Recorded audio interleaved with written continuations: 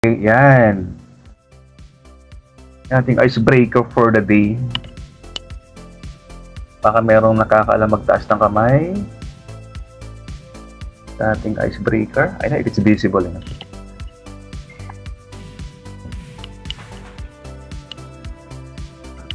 Sa page 1. I have 3 pages now eh. Hindi ko alam kung nakataas ng kamay.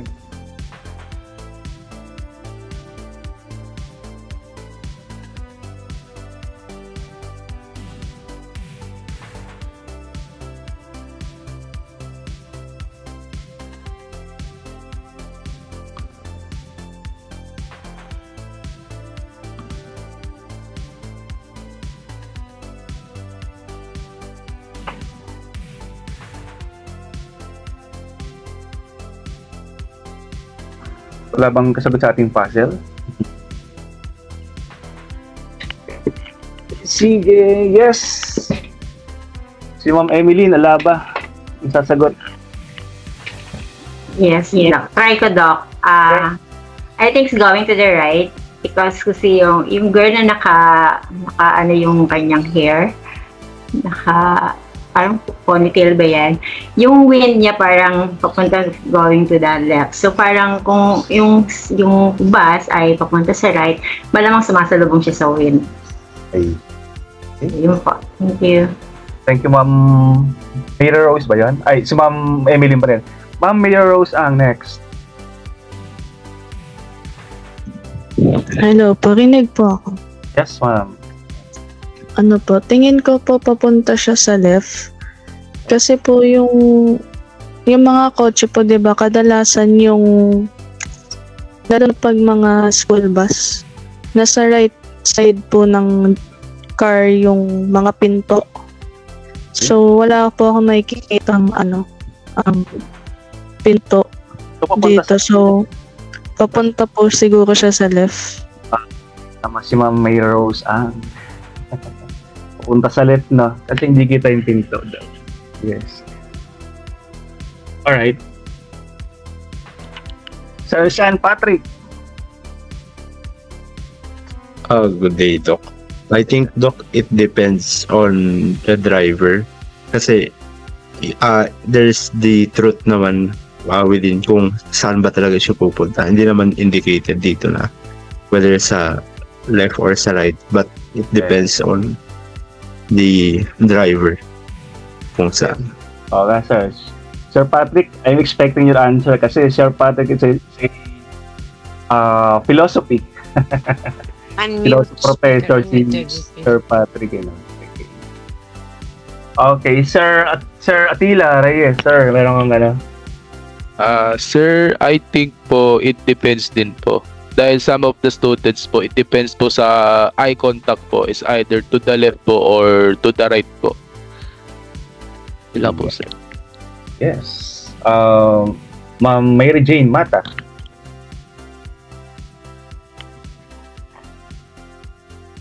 Ma'am, nakamute si Ma'am?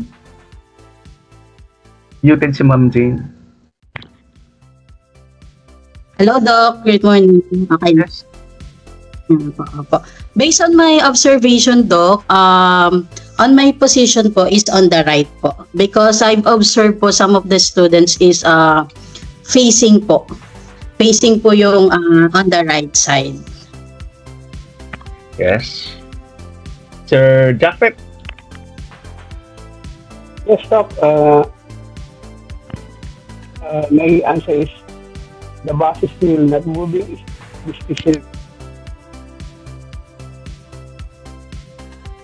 Sa left side, sir? Either way. stationary. It's not going anywhere pa. Stationary pa siya. It's not going anywhere. Okay. Sir Demihilio. I forgot the nickname ni Sir Demihilio. Yes po. Good morning, Doc. Para po sa akin, Doc, ang bus is papuntang kaliwa dahil walang pinto nakikita kasi ang ang pinto kadalasan nakikita sa right side po. Kaya papuntang left ang bus. Alright.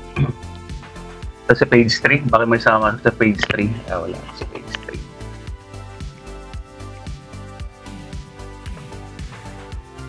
Okay. Si Ma'am Emeline, may pahabol? Nakataas ang kamay ni Ma'am Emeline. Ay, wala sir, baka hindi ko lang naibaba. Okay. Thank you. Kasi generally daw, the most popular answer is tulad dito sa inyo, the most popular answers are going to the left. And we have two reasons, no? But different reasons. But two reasons are, dito kasi kita yung pinto. The important thing guys, if you start a class, if you want to boost the confidence sa mga students natin, kasi minsan you have students that are introvert, they are not used to saying something, but by boosting their confidence to recitation tulad nito, exercise, parang nawawala yung kanilang inhibitions or inferiority. Diba kanina, ano kayang mangyari sa klase natin ngayong araw na to? Baka katakot baka stick yung si Prof But when we started reciting through this exercise, to start ng klase natin, at least na yung confidence ng iba ay kasi minsan dito, some of you have not been around in a classroom setting for a long time. Maybe some of you here have just attended a class like this one, a formal class like this one, na ngayon pa lang, siguro matagal, hindi na matagal sa inyo, hindi nakabalik sa classroom setting na ganito. So this one ay good exercise. Yan ang gagawin sa klase natin, the icebreaker, the exercise, you lay down the policies, you lay down the rules. Tulad ng ginagawa natin ngayon. And I will be moving my next slide. So ating learning outcomes for today. So ganun din sa ating mga klase. No? Yung mga nasa education dito, you're familiar with this one. If you start a class, you start with the learning outcomes. Pag sa university, learning outcomes. Pero pag sa basic education, the learning competencies. Ibig sabihin, after the class, after the lesson, ito yung dapat na pwedeng gawin ng mga students natin. We call this the OBE. For the academician dito, you know this one guys, no? The OBE. The outcome-based education. Kung ano yung, what are the students capable of doing after a lesson, not the objectives, not really on the focus on the educator but on the learners natin. Kaya meron tayong learning competencies after the class. Sana ito yung pwedeng gawin, no? Ng mga students natin, or in your case, yung kaya nyong gawin. And I will take responsible for this one. Yung mga latecomers nga pala, no? We are on record for playback. If you want to go back sa mga lessons natin, that's the reason why we are recording yung ating lesson, yung ating session today. And the topics to be covered now, we have like 5 topics be covered, maybe 1 to 4.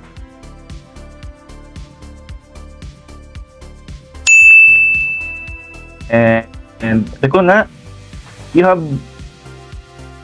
have you been watching the recording of the past session?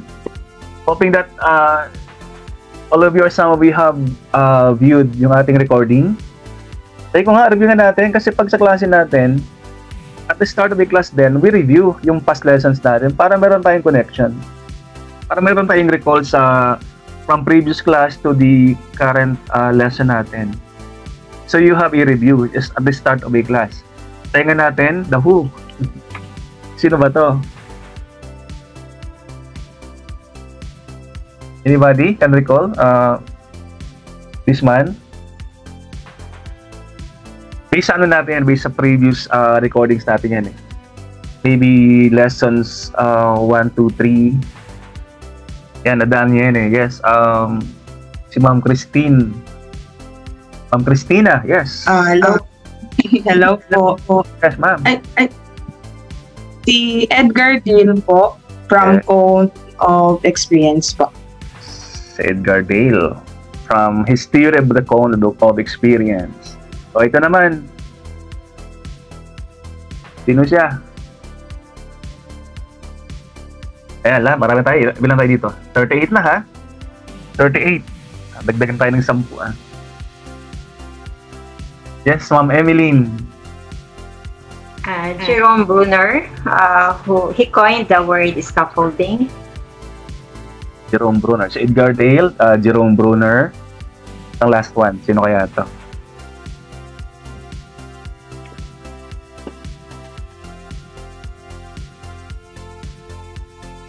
mga famous educators na sila ay pag nagre-review na kayo sa board exam, itong tatlong to talagang they always present mga review paano malabas sa board exam kasi they are famous educators, yung kanyang mga theories na ginagamit talaga natin sa education, kaya sa mga board reviewers yan lumalabas. Okay, try natin sa page to ha. Dami. Dalawang page kasi yung aking screen dalawa lang hindi kasi pag dalawang screen dapat tatlong screen ako para kita lahat. Ayan, wala sa page 3. Anybody? Yung last natin. Para okay, meron ba iba? Yeah, si Ma'am Clarissa May Basilan. Wala ba? Si Ma'am Si Ma'am Emeline ulit ba? Sige Ma'am Emeline. For the benefit of the class, sino siya? Yung last natin. Si Lev Vigadowski, who theorized the scaffolding, also the cognitive development. Okay, sige. Ma'am Clarissa, are you here na? Okay. Ayan, si Edgar Dale. Yan, ang theory, di ba? Tandaan nyo guys, for a board examination or reviewer, the convex experience, the pyramid of learning from previous lesson natin. And also, Jerome Bruner, the tethered model of experience. Siya yung unang gumamit. Siya yung unang nag-theory ng word scaffolding, pero ang pinaka gumamit talaga ng scaffolding theory ay si Lev Vygotsky. Yan, board exam questions. Kasi ang lesson natin, ang ginagawa ko dito guys, sa ating lesson, I always incorporate mga board exam questions sa ating mga lessons para naalala nyo. And by the way nga pala, baka meron dito mga who wants to review early because you're going to take the board exam. Board exam nyo, next year na, di ba? Hindi na kayo pwede ng September 2025 Pwede kayo at the earliest March 2026. Okay? And once again, I have review materials dun sa mga gusto mag-review ng maaga. I will give the review materials na para sa inyo, no? That is free. That is for free. Okay? Pag message lang sa akin, marami akong review materials para sa sa professional education and sa specialization. Yan, so I can give you the materials na I have like 18 folders na mga reviewers, and marami siyang laman, no? Baka hindi yung pang maubos ma-review yung mga yun So may isang sa akin para yung kanyang Google Drive ay yung link niya, I can send to you guys. The activity 3, ano bang result nyo? Activity number 3, nakagawa na ha. Akin kasi visual ko 13, oral. That is the VARC na ginawa natin last activity 3, di ba? Pag sabing VARC, the visual, the oral, the reading, writing, the kinesthetic. Kaya pinag-usapan yung VARC kasi para malaman natin what kind of learners you are, and yung mga learners na rin, what kind of learners they are. Kasi meron tayo mga learners na magaling sa visual, magaling sa oral, yung sense of hearing ba, pag sa oral. Pero magaling sa reading and writing. Iba naman, paboritong gawin, kinesthetic or body movement. Kaya meron tayong VARC na na activity. Ano bang result nyo? Anong pinaka-dominant na skills sa inyo? Si Ma'am Jelly Rose Tagnaman. Sa iyo ma'am, activity number 3, anong dominant sa'yo? Check ko yun.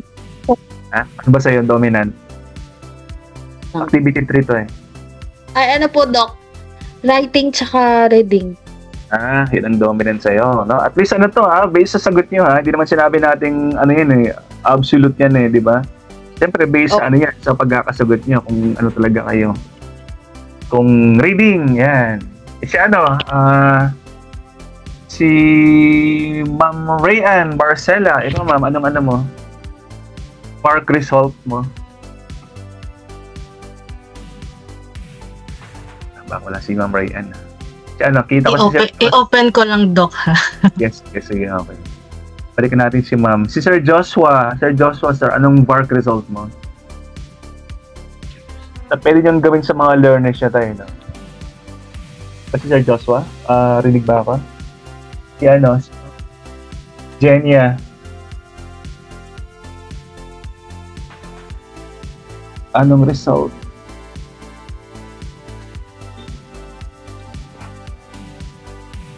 Si Ma'am Rayan na ano mo na siya. Ma'am Cindy, ano siya Ma'am Cindy?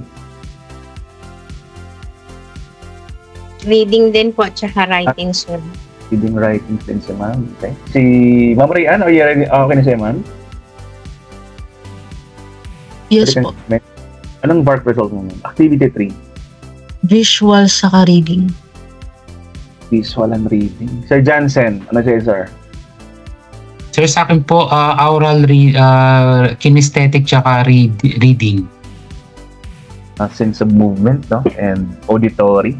Sense of hearing. Si Ma'am Marinico, gising na gising pa si Ma'am Maria. Ma'am... Nag-work po. Ano, sir? Mild kinesthetic. Alright, kinesthetic din. Okay. Sige. Meron mo ba? Okay, sige. Yun ang ating result ng A3. Kung hindi pa nakagawa ng ating A3 or Activity 3, malalaman yung inyong mga VARC pag nasagot yung Activity number 3. Si Ma'am Yael Agdin ko lang, Ma'am. Sir, may question lang po ako dun sa Activity 3. Yes, Ma'am. Di po kasi ako makapasok dun sa isang link po. Doon lang po ako nakapasok sa learningstylesonline.com. Okay lang po ba yun na isa lang? Ano, Ma'am? Anong result niya sa'yo, Ma'am? Multi-molder naman yun, eh. Ano po?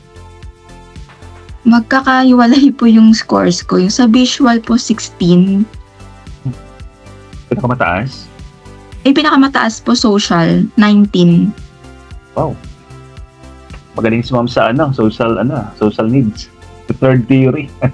The third level of needs, social. Pero sir, okay lang po kahit dito lang po nakapagsagot. Hindi po dun sa isang link.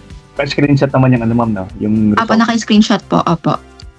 Pataas siya, Ma'am, 19 na. So, Ma'am, do you admit talagang you are socially inclined person, interpersonal?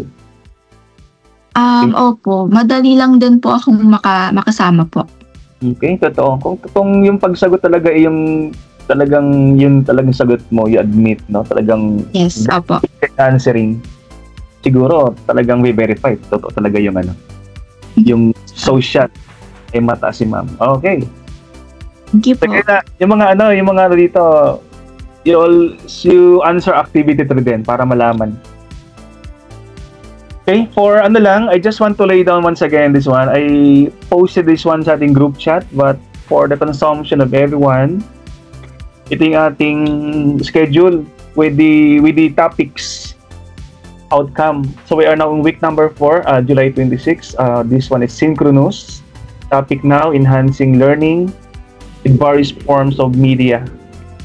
So hanggang week 17 tayo, October 26 is Sunday. Yan, so I also write here kung synchronous or asynchronous ang ating session. So alternate basically yung ating gagawin. Pag nakakulay black, asynchronous yan. Ibig sabihin, all the time, we don't have to meet like this one. Pag sinabi natin synchronous. Haba pa, no? Tayo pa magkakasama. Week 4 pa lang tayo, then week 17. Ang tanong, how will you survive kaya? Last batch kasi, yung mortality, like, parang dalawa lang yung hindi tumuloy. Parang last time, 24 yata sila, then 22 lang yung Summer term guys, summer time. Pag summer time, kunti lang talaga yung enrollees, like 24, then 22 for able to finish the program. So dalawa lang yung nag-drop So dito sa iyo, hindi naman siguro talaga perfect na 58 ay matatapos. Lahat ay matatapos gawat. Meron talagang nawawala na isa. Yan. Okay, so in ating modality with the outline. So that you can plan your weekends, no? magta-travel dyan, ito na naka-lay down yung ating Sir, asynchronous. question po. Yes, Ma'am Evelyn. Sir, excuse lang po. Napansin ko kasi sa schedule, wala yung schedule ng mga major exams. Kasi bago yung enroll lang po kami, hindi po namin alam kung kailan talaga yung magiging mga schedule na examinations. A good one, no? Di ko nilagay dito kasi wala pang binibigyan na schedule si Dean. Ang may schedule pa lang yung sa undergrad eh.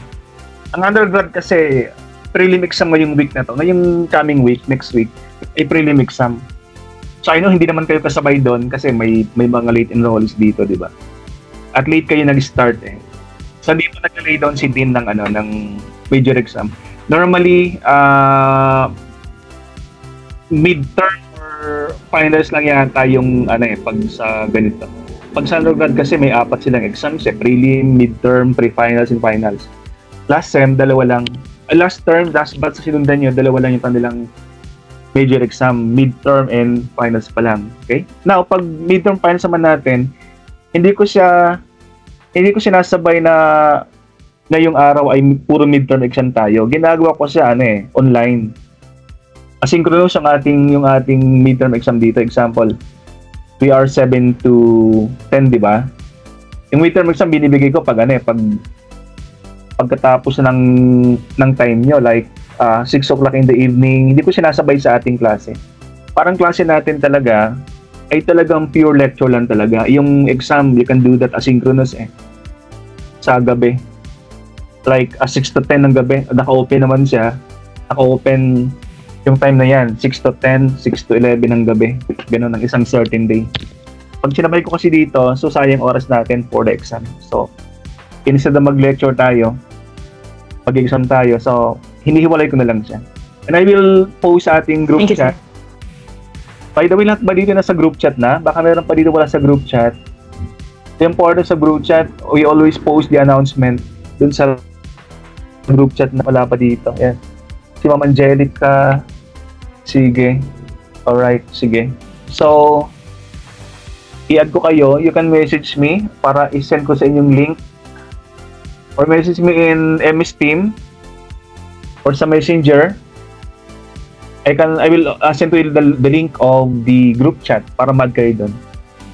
Kasi doon ako nagpo-post minsan ng mga activities or announcement sa rin GC. Yan. Okay, so start tayo. Let's go. Ang ating lesson, by the way, now is about the media. Balikan ko lang ating title. Use of media in education. Ayan, visual media.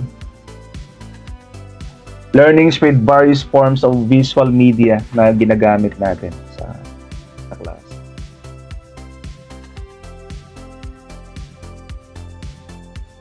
Ipopost ko pala sa ating group chat yung if you want to know your specialization sa board exam, di ba may specialization dyan sa board exam? Pero kasi ang copy ng specialization, kung example, depending on your undergrad, yung copy, ipopost ko sa group chat para malaman yung mga specialization nyo. Kasi, hindi naman lahat pare-pareho ng specialization eh. Para alam yung re-reviewin na specialization. Okay. Ito yung ating first lesson for the day about instructional materials. Kasi ngayon, di ba, kasi technology pinag-usapan natin sa klase. Thank you for showing up, Sir Nico. Ayan, at least may nakikita tayong kausap. Ibang klase yung walang nakikita eh. So, mamaya palitan Sir Nico. Ang technology kasi education is relative eh, di ba? Ang technology, it can be something old for you now, but previously, bago siya. Like, if I can recall yung when I was in college, when I was in university, ang pinaka-media namin dati, Manila paper. Yan. I don't know kung may nakaabot yung Manila paper or cartolina. Yun aming media dati. Ngayon kasi ang media natin, iba-iba. May 3-dimensional, may 2-dimensional media, may pinoproject. May mga medyang hawak-hawak din ng mga teachers. Kasi sabi ni Gardner, Gardner is Howard Gardner is also a well-known academician, author. Sa mga students natin, iba-iba yung kanilang mga intelligence. Sabi nyo kanina, meron kayong may magaling sa reading, may magaling sa visual, oral, may kinesthetic. So, mga learners daw natin, dapat nating i-accommodate yung kanilang mga learnings para sa mamaya naggumagamit ka ng auditory. Tapos estudyante pala mas more on visual. Ba sabi ni Edgar Dale sa kanyang cone of experience, from abstract to concrete, dapat iba-iba ginagawa natin mga instruction.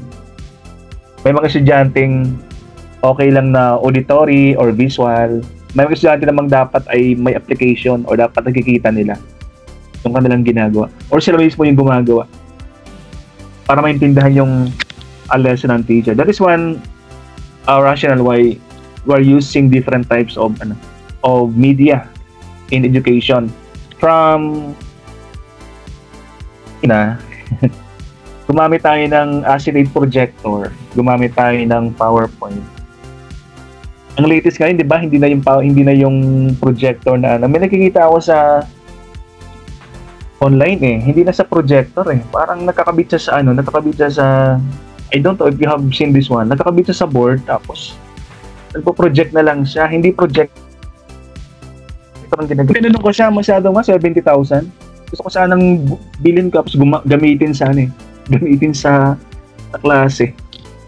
Kasi ang ganun yung gamitin, parang wala na sa... Kasi pag may projector, obstruction din yung projector Hindi nakikita minsan pag nasa likod kasi may projector.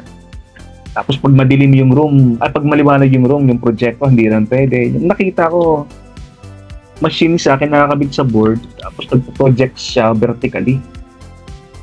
Hindi siyang parang pa ganun. Then, I was asking, parang 70K yung kanyang I don't know if you have seen this type of media or machine na ginagamit. Wala pa nakikita physically sa SOCMED ko pa lang siya nakikita. Sabi ko super dimensional na itong super 3D na itong machine na to. Parang ito'y ginamit mo sa classroom. Talagang estudyante mo ay talagang attend o hindi absent siguro kasi napaka-colorful niya. Sir Joshua Lim, accepted. Kasi ang ginagawa ko guys, once in a while I visit the lobby kung may tao kasi hindi siya naka-open access So kung may nasa lobby, once in a while pinapapasok kaya minsan na nadidistract tayo. Kasi minsan may nakiki-kick out ibang latecomers hindi siya late but minsan na-kick out naalis sa ating team till they are just going back. May non-projected media, mga medyang hawak-hawak lang natin. We're not using machine pag ganito. And kahit sa university ginagamit ko. I have been teaching in the university since 2000. Nagturo din ako sa senior high school in Ama University and here in Belize Montessori College. Kahit sa mga college students, I'm using unprojected visuals Depende sa klase, no? Pag accounting yung aking tinuturo, I'm using visual Mga numbers din siya, no? Pag tinuturo ay marketing, gumagamit din ako ng kasi I print material, then I present to them. Okay? Kasi yung science ko nagagamit ko sa sa college din. Din sa college, gagamit ko rin sa high school. O tulad ngayon, I'm handling research in PMC ko mga high school. Ang subject research. parang mahirap siyang gamitan ng mga visual pag yung topic ay research. Okay lang pag pag business or management yung subject, pero pag research kasi parang mahirap. Kaya pag di mo kasi ginamitan ng ng mga media, since research subject to, mga estudyante maboboring, especially high school . ibang-iba yung mga estudyante ko ng high school kaysa sa mga college. Mga high school, very polite. Pero ano sila, demanding. They want more sa mga nililesson mo. Kaya pag ang subject ko ay research, no? Gumagamit ng media na example ito. This is the term, so define, ganun. Parang flashcard din siya. Example, practical research, pinapakita ko, then what is, they will define. The next naman, yan, para mga high school students, parang nasanay silang basic ed pa rin sila. Samantalang dati, nung panahon natin, pag sinabing 18 years old, college na sila. Pero ngayon, 18 years old, high school pa rin. So, ginagamitan pa rin natin ng mga visual. Ang two-dimensional, yung sinasabi natin, di ba? Yung flashcards, yan, or kahit bond paper lang, no? You can invest in flashcard, but you can also print in color din, no? Kaya pag teacher ka talaga, meron ka dapat printer eh. Kasi nag-print ka ng mga two-dimensional objects. May 3D naman eh. Yung mga you can bring something, sa example, mga science subject. O marketing, marketing ginagamit ko rin eh. Sa marketing, example, ang subject is packaging. Then they want to show them what is the correct package ng isang product when it comes to design, sa color, dimension. Kasi dapat nagdadala ka talaga nung sample ng package ng isang materials para to show them. Example, pag sinabi natin packaging sa marketing, may dalawang level yan ng packaging. Pag perfume yan, yung bote, pinakaunang package. Tapos yung pangalawa, yung box. Tapos yung pangatlo, yung pag kino-courier sa'yo, di ba? Mayroon sang box pa rin. If we want to show them yung tatlong packaging, dahil may package talaga. So, three-dimensional yan, no?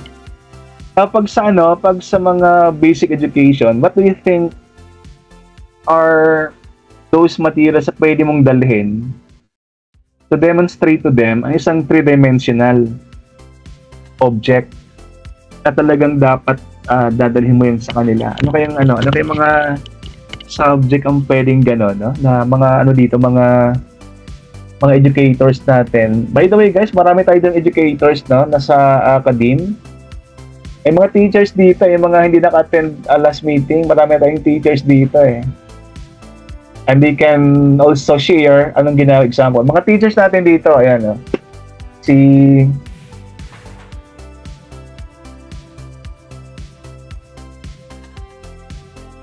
Dito may teachers, tapos may mga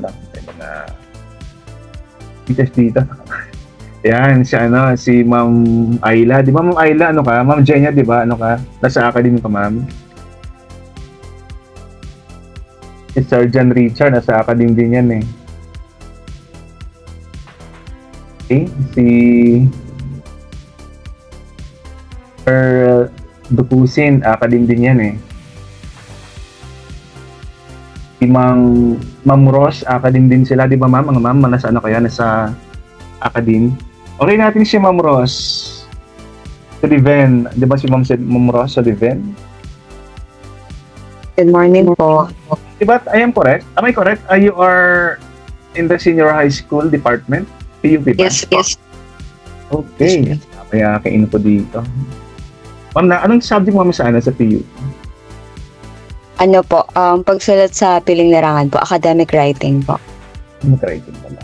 Ma'am, in your case ba, itong three-dimensional, pwede ka magdala? What do you think can be brought in class to show a three-dimensional object? Based sa iyong kwan? Or two-dimensional pa lang nadadala mo sa kanila? Sa Filipino po, challenging sa writing. Pero po sa CPAR, nung nagturo po ako sa Contemporary Philippine Arts na subject, na nakakabit-bit po yung mga different examples of artworks. Artwork, no? Kaya, siyempre, pwede siyang 3D, pwede siyang 3-dimensional naman, no? Or picture lang ba siya? Or actually dinadala mo sa kanila? So, 3D siya? 3D po. Tapos meron pong mga actual na sculpture na ipinapakita po sa kanila. 3-dimensional presentation. Kaya mga media, no? So, depende sa Pag mga science, marami kang pwedeng dalhin, no? Pero if it is possible talaga and you are resourceful enough. Kahit anong subject siguro. Kasi lahat ng subject, meron tayong mga students sa kinesthetic, yung talagang movement, they want to touch mga dinadala mo. Hindi lang yung visual na not two-dimensional. No? Sa lahat ng subject siguro, pwede kang you should be bringing something. Pag mga, pag mga teachers na sa PE, di ba? Sa math kaya, ano kaya pwedeng dalhin sa math, Pwede rin sa math, di ba? Panto ng math dito, what do you think? Three-dimensional. Mas maintindihan nila yung subject pag trade ang ginagamit. Di ba? Pwede rin, magdala ka ng marbles, no? O magdala ka ng magdala ka ng pizza. If you want to show yung fraction, yan. Pizza, no? Yung Greenwich, para kwadrado siya. Para you can show to them yung yung fraction, hindi lang yung numbers. Sa BMC kasi siyempre Montessori style, no? So talagang yung motor skills is part of Montessori education. Kahit sa seminars namin sa mga as faculty, faculty na kami, pero yung speaker still bring objects. Montessori style, no? Sa mga seminars para maintindihan yung concept na kanyang tinuturo. Okay. For a while lang.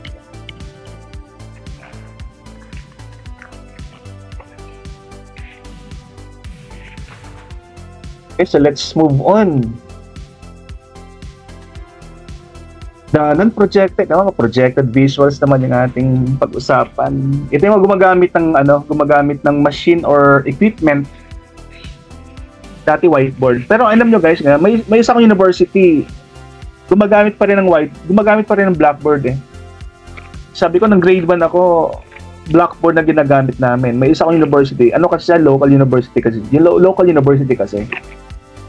So, alam na pag local university or government university, walang masyadong budget. So, ginagamit blackboard pa rin. Gumagamit pa rin ng chalk, sabi ko. Sa school ko, ginagamit namin whiteboard na dito sa school. Chalk.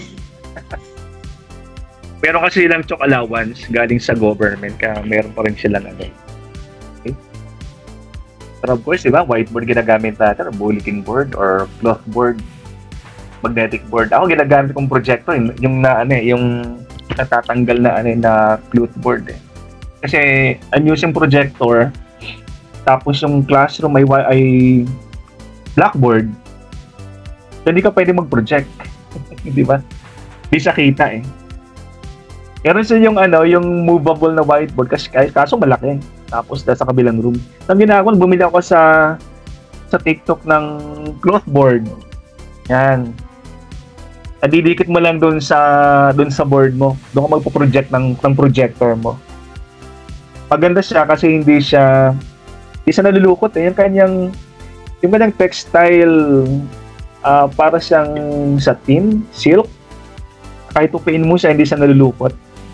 So, depende sa size ng So, I bought that from TikTok. Yung ginagamit ko. That is a cloth board na pwede mong gamitin. Tiklopin mo, di ba? Tapos, nung una ginagamit ko, blackboard. Ginagamit ko yung tarp.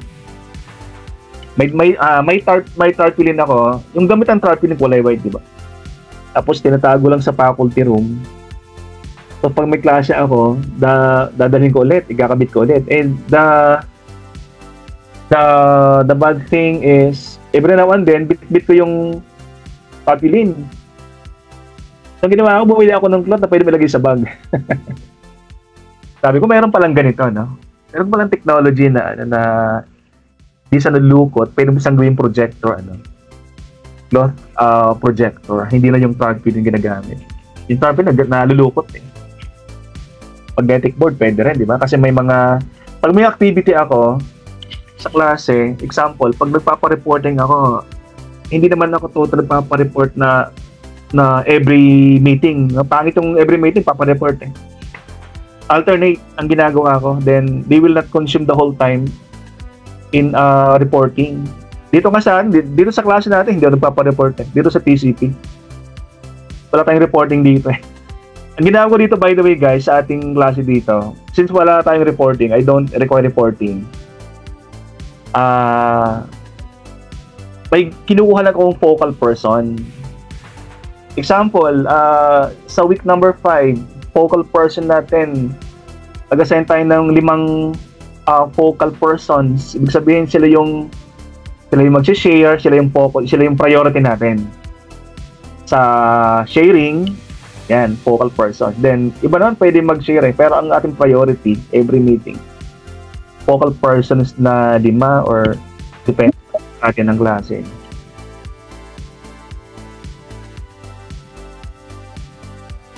Sino itong bagong dating? Si Sir John.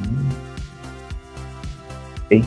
By the way guys, sa mga bagong jump in dito, after the class, no, i-heads up nyo ako, or before the end of the class, heads up nyo ako na kayo nandiyan dyan, kasi we are done with the attendance, so pwede pa namang ihabol yung attendance mamaya pagkatapos ng ating class. Yung mga late entrance, baka makalimutan ko. Huwag nyo kalimutang sabihin sa akin para may record natin. Okay.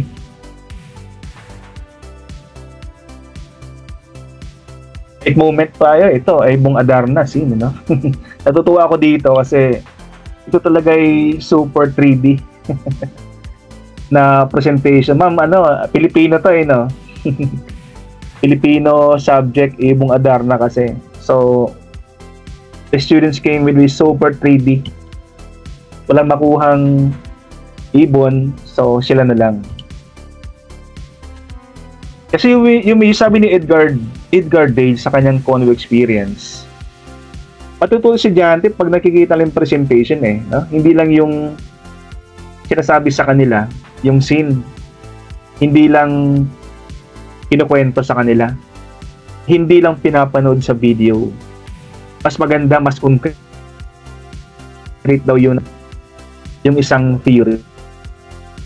So itong scene na to, ito yung nasa pinaka-bottom, pinaka-base ng pyramid ni Edgar Dale. Diba sabi ni Edgar Dale sa MIT at ang pinaka-base, pinaka-mababa, the base of the pyramid ay yung pinaka-action, which is nakikita nila, nararamdaman nila, they can touch, you demonstrate to them and they can interact. So ito yung sinasabi ni Edgar Dale na a more concrete type of instruction. Kasi pag kinuwento mo sa kanila to, itong scene na to, nag-imagine lang sila no? Pero pag present mo more concretely, so mas maintindihan na yung mga instructions mo daw. Edgar Dale on experience. Sarah J. Man.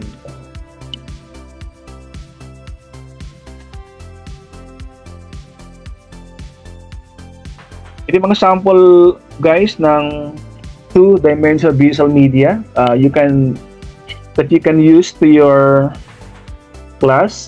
Siyempre, we know still pictures, drawings, charts and graphs, posters. So meron tayong mga lessons na you can present using chart, using graph.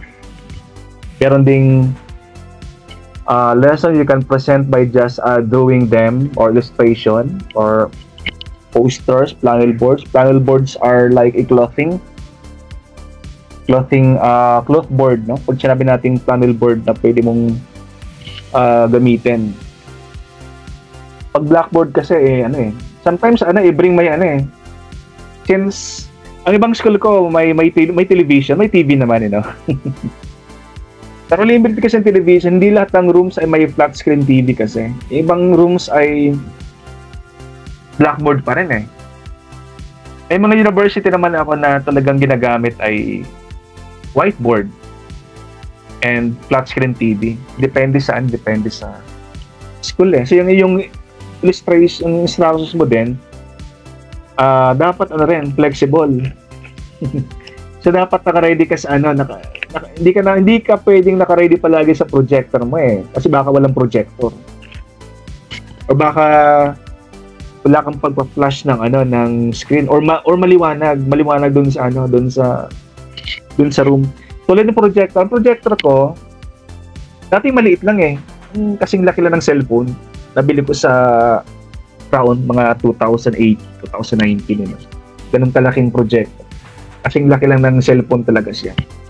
Kaya lang siya pwede lang sa indoor. Kasi yung kanyang specs mababa pang indoor lang siya. Pero pag ginamit po sa labas, hindi na masyadong malinaw. Pag sa labas, gagamit talaga ako ng malaking projector So, pag yung maliit ang projector ang dala ko, nagdadala pa rin ako ng takip ba sa ang takip sa mga bintana para madilim. So depende sa mga schools, no? Yung sa ibang school ba, ma'am, si Sir Dupusin wala pa dito no? Sir Dupusin kasi nagtuturo din ng LSTP, no? I don't know if some you have experience sa mga different scenario na ganito. Pag yung school ay medyo well off, so compete sa mga gamit. Pero may mga school naman na hindi masyadong buwan. Ma'am Cindy, ka ba ma'am? Nagtuturo ka sa Fatima or nag-graduate ka lang doon? Kasi OLFT si Ma'am Cindy. I don't know kung nagtuturo siya doon. Baka doon lang sa graduate. Lahat lang po, sir. Okay, graduate lang pala sa Fatima. Okay, tanong natin si Sir Jan Gomez. Nandito ba si Sir Gomez? Yes po.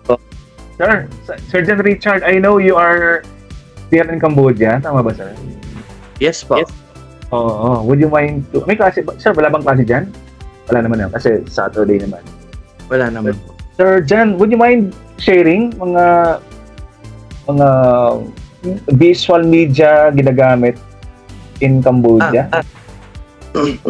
Okay po. So, yung ginagamit po namin sa both po, 2-dimensional at saka 3-dimensional. So, sa 2-dimensional, meron po kaming flashcards, pictures, especially sa phonics. Kailangan po kasi yun ng mga flashcards. Then, pagka mga malalaki na charts and graphs, so, kung sa math kasi po, yun yung tinuturo ko in English. Then, sa math, nagpapakita kami, kunyari, bar graph, then, ididikit nila yung bar doon sa So, meron pa ring participation yung mga bata. Hindi lang naman porket picture, kailangan pakita mo lang na picture, kailangan may activities pa rin. So, doon napapasok yung learner-centered teaching. Then, next po yung drawing. Dahil medyo okay naman ako sa drawing, so nagtuturo din po ako ng arts. So, tinuturuan ko po sila step by step kung paano i-draw. Kasi kung ipapakita po natin kaagad yung result, ma-overwhelm yung bata. So, kailangan i-drawing mo po siya sa board step by step sa 2-dimensional. And then sa 3-dimensional po, pag sa science, kunyari, nasa plants na kami, so, kailangan ipapakita mo yung real plant. Pag animals, pupunta kami ng zoo para makita po nila yung as in gumagalaw or living thing nga ba talaga sila. Yung ganun po. Galing O yan Sir Jan, thank you. Sir Jan, talagang multi-intelligence. Kayo rin ni Gardner Numerical, diba? Tapos may art siya. Galing nga. Yan pa sinabi ni Sir Sir Jan, tama yun. Yung rin ni Levi Gotsky, diba, scaffolding. Tinuturo natin step by step yung yung sa mga learners yung kailangan dapat gawin, hindi kagad yung result. Diba pag sinabi natin scaffolding, sa building, parang unti-unti, na tinatayo yung building, kaya may scaffold. Sabi ni Levi Gotsky, ganun din. Scaffolding theory. Step by step, tuturo natin sa kanila yung Okay. Nabanggit din ni Sir Jan yung sabi ni Edgar Dale, di ba? Yung sa dapat makita nila. Dapat makita nila yung zoo. For concrete, hindi lang kinukwento, hindi lang pina-flashcard yung mga animals. Kaya nga meron tayong meron tayong pag sa mga basic ed, di ba? Common yung nag-field trip kasi yung mas concrete ay dapat din makita. Sa college, ganun din guys, Meron din mga field trip sa college. In fact, dito sa BMC, every year meron kaming tour. We go to places kasi mga combined to college students and high school Mga marketing students, siyempre, hindi naman tinuturo sa kanila yung theory. Example, sa marketing, di ba? Meron tayong theory na yung dapat yung customer service tapos yung people is a component of good marketing. Pag kinakwento mo lang yan sa kanila, they will not appreciate. So, ang ginagawa natin, bring them to establishment para makita nila yung ginagawang customer service ng mga employees or yung people, yung 7 P's ng marketing, yung people, process, tapos ganun para makita anong role ng isang people sa marketing ng isang product. Kasi hindi lang naman yung product ang nagbebenta ng isang product, kundi yung people. So dapat makita nila anong gamit ng tao sa marketing. Yes, Ma'am Cindy. Ma'am, you want to share something, Ma'am Cindy? Yes po, sir. Hindi ko pa po na-experience magturo. Pero po, naka-observe po ako doon sa the way na magturo po yung teacher ng anak ko sa children with special needs po. Ang ginagamit po nila, sir, meron po silang yung mga binibili pong mga materials po. Halimbawa po pagka sa pagbibilang po nila para kasi ang mga children with special needs po kasi hindi naman po agad-agad nakaka-catch up po sa lesson. So, little by little ang ginagawa po nila, yung katulad po sa math, yung numbering po nila, bumibili sila yung mga naka-cut out na po ba siya, tapos i-attach nila dun sa shape nung sakto po doon sa picture para mag-match po yung numbering. Pati kahit po sa mga shapes o kaya sa mga animals, yung ganun po. Tapos yung TV rin po, ginagamit nilang tools para, halimbawa yung sa parts of the body, ang ginagawa po nila, yung lesson nila kinabukasan, i-ano na po nila sa USB, then i-connect po nila sa TV, papakita po sa bata. Yun po yung mga na-observe ko po, sir. Okay.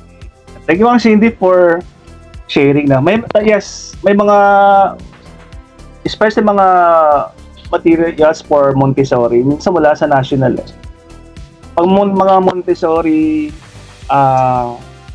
object ang gagamitin, meron lang isang store, may mga teachers sa BMC, dun sila bumibili ng example si Teacher Grace, yung principal ng high school, pero sa binibilhan ng mga material sa pang Montessori style talaga na ginagamit ng mga bata, ng mga learners natin.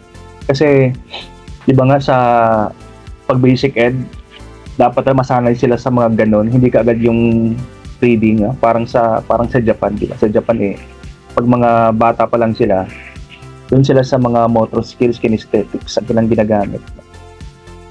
Dine-develop yung character. Example, team building or collaboration ng mga bata. So, ganun sa ibang school. Okay, may mga late dito na mga late entrance, probably na-remove lang siguro sila kanina. Hindi naman siguro necessarily. Kaya yung mga two-dimensional, meron pa tayong mga samples na mga two-dimensional na ginagamit. Ito naman ay charts. Kasi dito, some charts and graphs should be used. May mga audience kayong for example, I prefer presenting something using model or graph or diagram or chart, tulad neto. Mas okay kasi ito sa narrative May mga learners tayong they like narrative, they like visual, they like words, pero meron naman mga they like presentations, they like chart and graph. Kaya pag pag nag-present tayo, mga nasa academy dito, I know you have been used to presenting something. Lahat naman tayo dito ay nakapag-present na. Nakagawa na ng PowerPoint. But pagdating sa klase natin, talagang it is a given na talagang meron tayong pinapakita sa kanilang mga mga diagrams or chart tulad nito. So you can present, ito is mga samples lang ng ng mga chart na pwede nating gamitin. Ito yung mga guys, hindi ko nagawa eh. Kasi I invested on a PowerPoint, no? I avail of this one na para siyang folders na punong-puno siya ng mga PowerPoint presentation, mga built-in PowerPoint. So binili ko siya para gamitin lang sa mga klase ko. Tulad nito, parang you will just paste the text dun sa mga diagrams na yan. Then you present. So no more effort on creating your own illustrations or infographics na ganito. So may nabibili namang ganun sa mas maganda pa nga iba dito. Ito sa akin kasi medyo outdated na 'to eh. Parang I bought this mga 2 years ago. So meron pang mas magandang infographics, no, sa nagbebenta na pwedeng gamitin sa klase natin. In presenting example chart tulad nito, no. Ideas, if you want to enumerate something, gamitin mong chart yung idea. Then you can also use this one, organizational chart. O siyempre sa ating mga organization, di ba, we're using this one to present yung mga hierarchy ng management ng ating mga sariling company.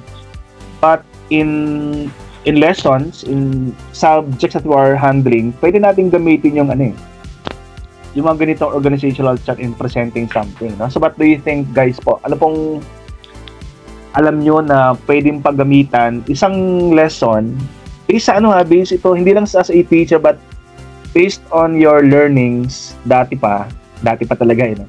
Or just recently, kasi may mga dito, may mga bagong graduate naman, meron namang medyo matagal ng nasa educational environment. But can you recall something pag kayo ng teacher? Can you tell something, an object, a lesson na pwedeng paggamitan ng organizational chart para pag-present natin sa mga estudyante natin? They will appreciate instead of narrative. So, mga org natin, sa mga companies natin, ginagamit natin presenting something, di ba? As management, sinong vice president, sinong mga managers na. Pero sa sa educational setup, sa mga subjects, ano kaya mga kikita yung pwedeng i-present using organizational chart kaya? Pwede ba sa English? Pwede ba sa math? Diba? Science sa Filipino? Sa PE? Pwede bang, ano kaya ang pwedeng gamitan? Example sa subject kong management, management. O siyempre pinakauna sa taas ng management, diba? Tapos sa second level, yung functions of management, 4. Tapos, example, functions of management ay planning, organizing, staffing. Din sa ilalim ng planning, marami pang klase ng planning, di ba? Sa ilalim ng staffing, marami pang klase ng staffing. Mga ganung sample. Na pagdating sa ibang subjects naman, ano kaya pwede natin present using We may not call this organizational chart, but yung parang hierarchy niya na pwede natin paggamitan sa klase. Yes, sir. Kim, Nicole. Ma'am Kim. Ito sir, recently lang. Kasi nag-tutor po ako ng mga students. So, grade 6 students. So, mostly, organizational chart. Halimbawa, sa mga members ng katipunan, yan. Kung sino yung pinaka-leader up until yung mga members na mga kawal, mga ganyan. So parang may visual learning and understanding kung sino yung leader ng katipunan, ganyan. Sino yung members ng La Liga Filipina, ganyan. So to just elaborate and also ipakita yung descriptions. For example, sino si Jose Rizal sa organization na to, sino yung mga members, and ayun, maganda rin siguro may pictures kasi yung mga bata ngayon, mga techie, di ba?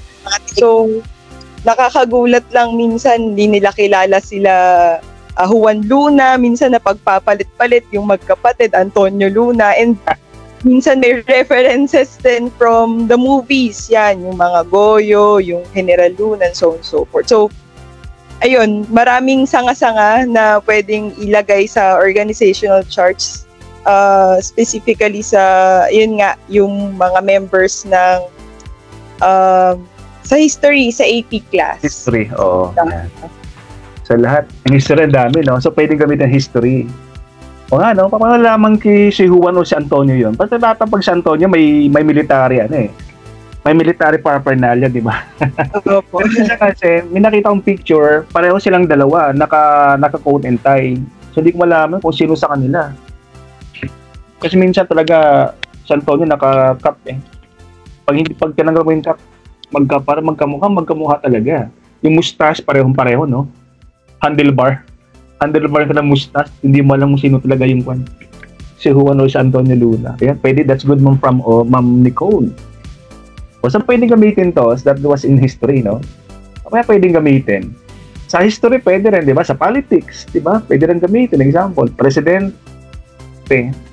Sino sa ilalim presidente? Right? At sa ilalim ng mga senate, meron pa. O that is in politics and history. O saan pa pwedeng gamitin pag ganun? History lang ba? Sa ano kaya? Science? Pwede ba sa science to? What do you think? Science.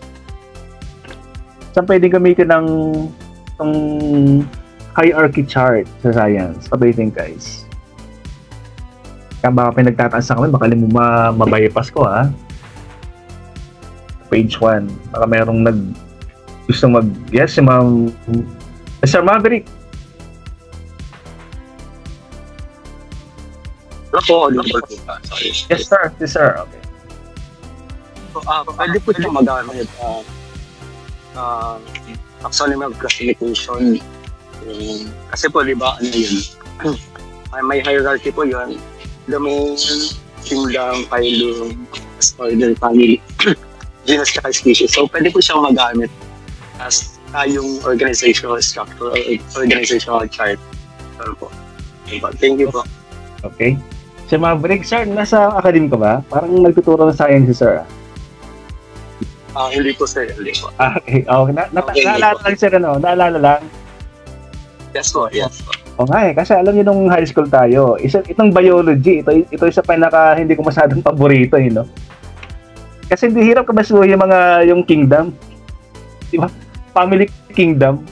Animal kingdom, tapos sabi ni sir may phylum, tapos ilalim mayroon pa mga different species, di ba? Parang hirap siyang kabasuhin. Pero pag mo, meron siyang yung mga science major dito, no? Mga science major dito sa inyo, yung mga specialization ay science, naalala ko sa reviewer, yung pagkakasunod-sunod. Pag sa biology to, biology, meron siyang acronym, nakalimutan lang yung acronym, parang hindi mo siya makalimutan. Meron siyang acronym Di ba, may family, may kingdom, may phylum, ganun siya, no? Pag makakita ko sa ang reviewer, para maalala nyo yung pagkakasunod-sunod ng mga phylum, family, or kingdom, or species. Nakalimutan ko lang, pero dati siyempre pag nagre-review ka, kabisado mo yun. Ma'am Mortel, yes ma'am. Hello po. Yung sa organizational chart po, magagamit po siya sa math. May isa pong topic doon about real number system po. Parang may hierarchy po yun. Under ng real numbers, may rational and irrational. Then, maka-classify po kung ano yung integers and non-integers, ano yung mga whole numbers. Yun po, Doc. Yes, obviously si Ma'am Christina math, nagtuturo ng math, siyempre. Pero obvious, diba, alam niyo itong mga ganito, no? Nako, yung math pa naman, isa ko sa mga Waterloo, yung math na yan, no?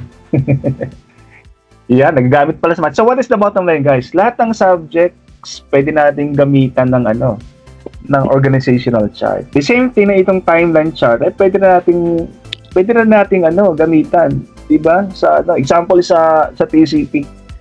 yung pag ano ba, yung sa psychology in education, may timeline siya eh. Kasi hindi natin alam sino talaga ang father ng psychology. Pero pag naka-timeline siya, malalaman natin, di ba? Yung timeline ng psychology, history, pwede rin gamitin natin yan, di ba? Isa sa mga nakakalimutan natin na dapat yung tandaan, guys, especially mga social science major dito. Social science major, taas ng kamay. Mga SS major, alam niyo mga major nyo? Ipakita ko sa ating group chat yung specialization nyo. Para pag nag-board exam ka, alam mo ang specialization mo. Mga social science major dito, ito, lumalabas sa reviewer. Yung pagkakasunod-sunod mga presidente natin. Sa timeline chart hindi natin alam yung Hindi natin alam kung sinong nauna, si Magsaysay ba or si Carlos Figueres.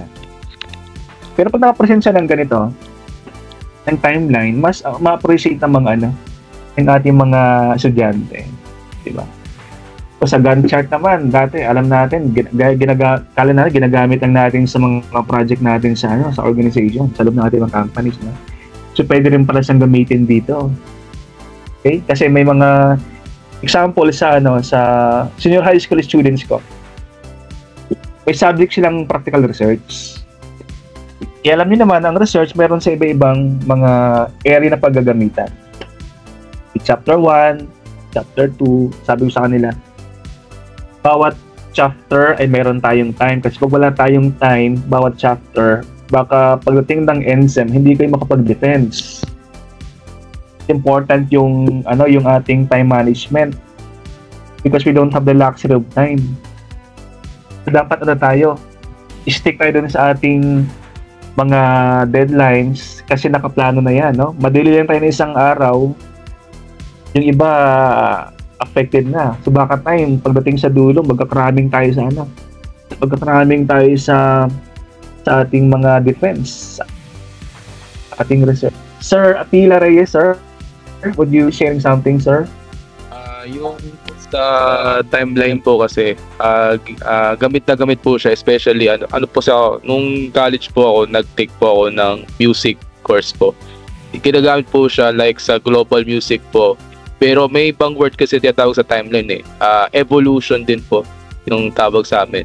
Like yung evolution of global music, evolution of popular music from old to new, parang kung ano yung time to time na kinds of music din po. And then na-adapt ko din po nung nag-workshop ako nung May for guitar workshop po sa workplace ko po. Bale, ang pinisend ko po sa mga bata po is yung evolution po ng mga gitara po. Like from Renaissance, Baroque up to modern po. Yun lang po, sir. Galing naman yan. Pala siya sa classical musician lang. Musician kasi kumakanta tapos nagpe-play ng nagpe-play ka ng mga instrument, sila. Pick one.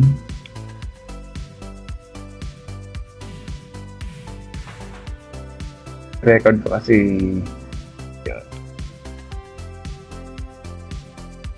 teka muna natin Sir Atila. Ano pangalan mo, Sir Atila, no? Ito ba siya galing sa pangalan ni Atila Dahan? Yes po. Ikaw talaga, no? Ang galing. Kasi napanood kami sa YouTube yung movie, yung biography ni Atila.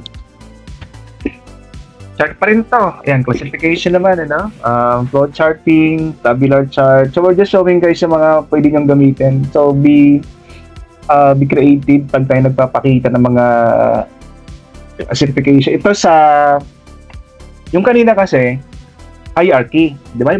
May level siya eh. Ito naman lateral. Lahat, same level. Pag lateral classification tulad nito, we can classify different things, no? Kahit yan ay math or science, kahit marketing kahit yan ay marketing subjects, kahit management kasi may mga klase ng leadership na ginagamit din natin sa senior high school. Example, classification of leadership. Yung una, ang alam nating leadership, tatlo lang It's either autocratic, democratic or laissez-faire, di ba? Pero ngayon, we can classify the different types of leadership more comprehensively, mas detailed. Meron palang mga klase ng democratic, iba-iba pa palang klase ng democratic. Pwede natin ilagay dito, example, democratic. Meron pa palang mga sub-classification siya, example, delegative, or transformational, no? Leadership. Ganun. Yung flow charting kaya, saan natin siya pwedeng gamitin? Sa ating mga class, sa ating mga organization, we are using flow charting na example sa pag meron kang yung nakaranas dito ng ISO certification, di ba? Pero ba dito nakapag ISO na? Di ba sa ISO talagang dapat naka-manual yung ating mga process sa loob ng ating mga organization. Pag may naka-manual siya, dapat naka-flow chart pa rin siya.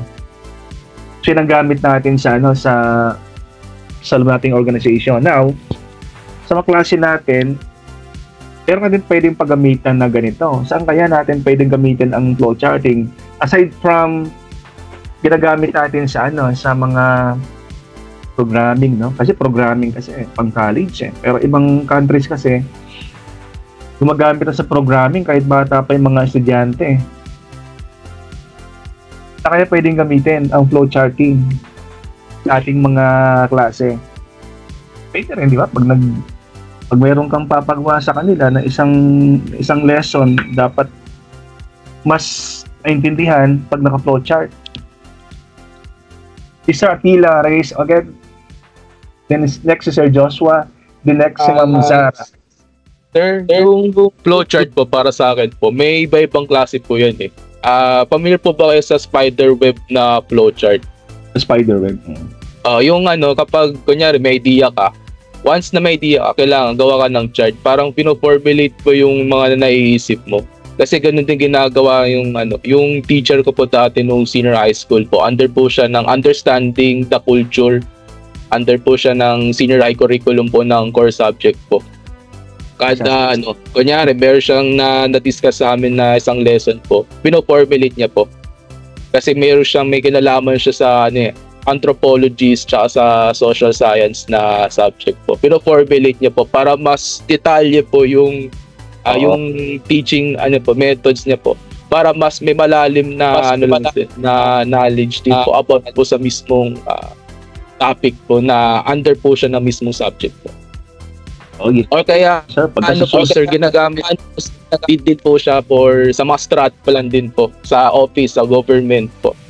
Para lang po kung yung goal po na mismong isang opisina po, kailangan ma-formulate lang din po para ma-present po sa mga bosses, mga big boss po. So yun lang po, sir. Oo nga kasi sir, pag gitna lang talaga ng spider ang tinignan mo, napaka-generic, no? Dapat yung pinaka-detail, no? White po, sir. Spider, kaya may spiders, yeah. Yes, that's good from Sir Attila. Sir Joshua, sir? Hello po, good morning po. Am I audible po? Yes, sir.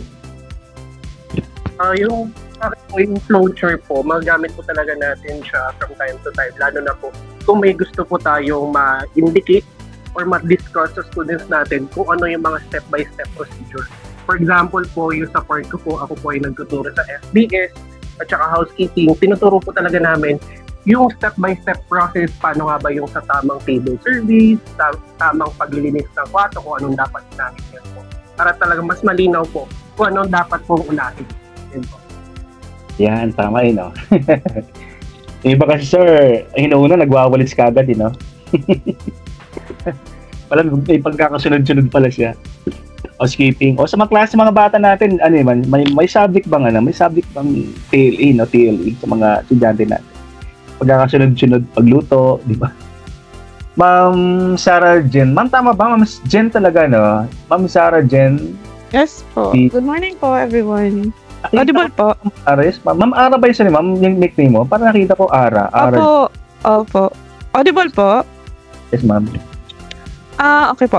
Regarding po dun sa flowchart po, ginagamit po namin siya sa computer programming po. So sa mga languages po. Before po kasi mag-write ang isang program, kailangan po talaga na may tinatawag na flowchart or pseudocode, something like that. Kasi po, lalo na po kung mga malalaking project po or malalaking programs yung kailangan na gawin, hindi po pwede kasi na dun ka palang mag-erase, dun ka palang pag hindi po siya gumana, restart again. So dito pa lang po sa flowchart, dun pa lang po is nagkakaroon na po ng planning before po yung implementing, which is yung pinakang coding na. So dito pa lang po pwede na kami magbura kung may mga kailangan baguhin, dito pa lang po sa flowchart. Yun po. Okay, si Ma'am... Teka. Arjen to. May bakit naman si Ma'am Sarah Jane dito? Kaya pala. Si Ma'am Sarah Jane kasi, guys, is a computer engineering. Tama, tama, no? Tama po, Ma'am. Yes po. Hindi po yung tinuturo ko po ngayon sa senior high po. Senior high school din si Ma'am, kaya pala familiar siya sa coding. Gamit talaga yung yung flow charting. O meron ding tabular chart, di ba? Sa klase ko ngayon, I am teaching ABM. I handle ABM. Mga senior high school, ABM, Accountancy Based Management. No? May of course, pagdating sa accountancy, kasi by profession accountant ako dati, no, before the academy. So, ginagamit talaga namin yung pag-present ng mga sales sa klase. Talagang siya, tabular, no? Using Excel. Excel na pinapagamit ko sa kanila. Para malaman nila yung benta, expenses, cost, and bottom line, the net income, tapos 5 taon. Okay, para makita nila yung kanilang company ba ay yung kanilang company in 5 years time ay tumataas ba yung kanilang mga benta. At dapat rin nilang malaman yung percentage na pagtaas, pag-increase ng kanilang mga benta in 5 years time. So, ganun pinagamitan natin ng tabular. And from chart, iba tayo, meron tayong graph din na ginagamit. No? Iba naman yung gamit ng ng line graph. Ang paborito yung dito, pag graph, no? Pag mga learners kasi natin, mga basic ed yan, mga elementary, talagang yung pictograph, ginagamit talaga natin, di ba? Pero pag medyo mga adult na mga learners natin, pie graph ang ginagamit natin, pag sa college, pie graph. Pag sa mga managers kasi, yung scatter graph, ang mas magagamit ng decision making, or mas maraming scatter graph or regression graph. Pag sa grad school, ito ginagamit namin itong aming ina-analyze, yung regression graph analysis, yung bang relation ng dalawang variables pag scatter graph. Now, pag sa pictograph ba, what do you think ang pwede natin gamitin? Kasi dito, may sample dito, children, tapos mode of transport, tapos ilan ang gumagamit. Pag ang viewers mo or audience mo ay mga children or basic learners, they will appreciate this one Example, ang pinakamarami dito ng gumagamit, kitang-kita natin, di ba? They're using the bus. Kasi mas marami yung emoji ng nakabus. Mas konti naman yung using bicycle, di ba? So they appreciate. So madalas natin gamitin presenting pictograph. Now, teka lang guys, meron akong i-admit dito sa class natin. Jerome Mahilom, andito ka na ba? Bakit ang meet ka, Jerome Mahilom? Andito ka na ba? Pan-mute. Baka naka-off yung mic niya. Mahilom?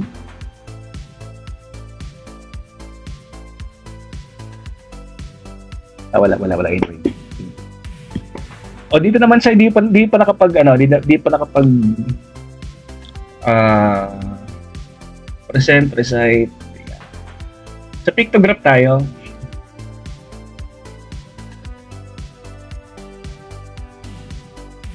Ano bang mga lessons ang pwede nating gamitin? Ang pwede nating paggamitan pala ng pictograph para mas appreciate nila yung yung lesson natin. Kasi pag sa pie graph, you can present this mga students mo ano ang pinakamarami ng ginagawa sa bahay nila or pinapanood o kita natin sa pie graph, di ba? Romance, that is 30%. O pwedeng gamitin natin to pinakapaboritong subject ng mga estudyante. Bakit pinakapaboritong subject nila? Siguro math para pwede rin Or pag sa bar graph naman dito, ano ang pinakamadalas nilang gawing activity sa bahay? Di ba? Playing daw. Pag sa pictograph, anong what do you think are those lessons that can be presented more appropriately using pictograph? So before we go to this one, tawagin ko ulit si Mr. Jerome Mahilom kung nandito na siya. Jerome?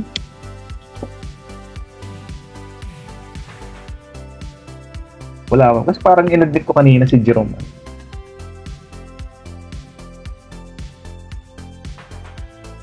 Kasi parang familiar yung pangalan.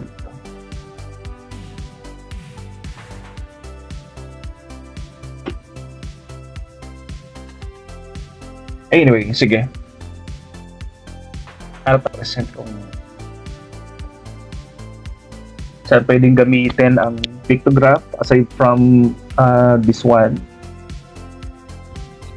Sir Japheth? Ano sir? Japheth? Pie graph. Pictograph, sir? Okay ka ba? Pictograph? Pie graph. Sir, sige, okay lang. You can use this as especially sa election. If you are a candidate, you can use this to check on your winnability. Okay. Sir, sige. Winnability.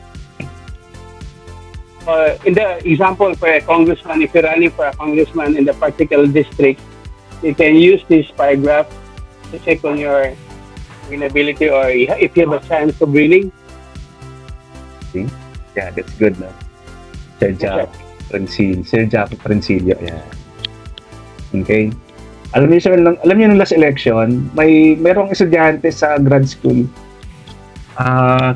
Kinumission ako, sabi sa akin, Dok, pwede ka bang pwede ko makuha ang service mo? Anong gagawin? Magsa-survey? Saan? Sa local government ng Pampanga, sabi Pampanga daw. Anong gagawin ko? Pag-survey ka ng mga kung ano yung preferred ng mga botante doon sa lugar. Yan. Ano yung gustong mga qualities ng mga sa election ng mga kandidato doon sa kanilang lugar. Okay, sige. Dati na, tapos gagawin ko siya ng statistic, tapos i-analyze yung statistics. So ganun yung ginawa namin last election. Kaya lang hindi siya natuloy. Pero yun talaga yung yung pinaka-target, malaman kung anong mga needs sa mga constituents doon sa kanilang lugar, and we can present that one using a pie graph kung ano sinabi ni Sir Japheth. Okay, sino ba? Sir Joshua, go. Sir Joshua Lim? Hello po. Normally din ginagamit po siya sa mga bata para mas madali po nilang mabilang pag nag-aaral po sila ng math. Yun po kasi nakikita ko sa anak ko. Pag tinuturuan sila ng math, mas madali po nilang nabibilang kung ilan po yung natitira or ilan po yung total pag pictograph po yung ginagamit. Yan, okay, no? Sige. Pwede rin dito, itong pwede rin gamit ang pictograph sa sa favorite subjects ng mga bata. Kasi pag ginawan daw natin pag mga numerals, pag tally ang nilagay natin dito, tallying. May mga bata kasing na-intimidate pag numbers, kaya ginagamitan sila ng picture. Example, favorite subject, pictograph. Anong pwede lagay dito? Siguro mga books. Diba? Ang pwedeng gamitin nila dito. Okay. So, mas maganda, no? Ano pwedeng paggamitan ng pictograph dito sa Para hindi masyado ma-intimidate yung ating mga learners, a lesson that can be presented, a topic pala that can be presented using a pictograph.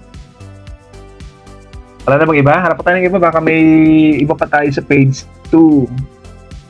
Para, meron namang minsan guys, meron namang mga student na hindi mo tinatawag. Based on experience nila, hindi mo tinatawag. Pero pag sila tinawag, hindi nagtataas pala ng kamay. Pero pag tinawag mo, meron silang sagot. May ganun student kayo.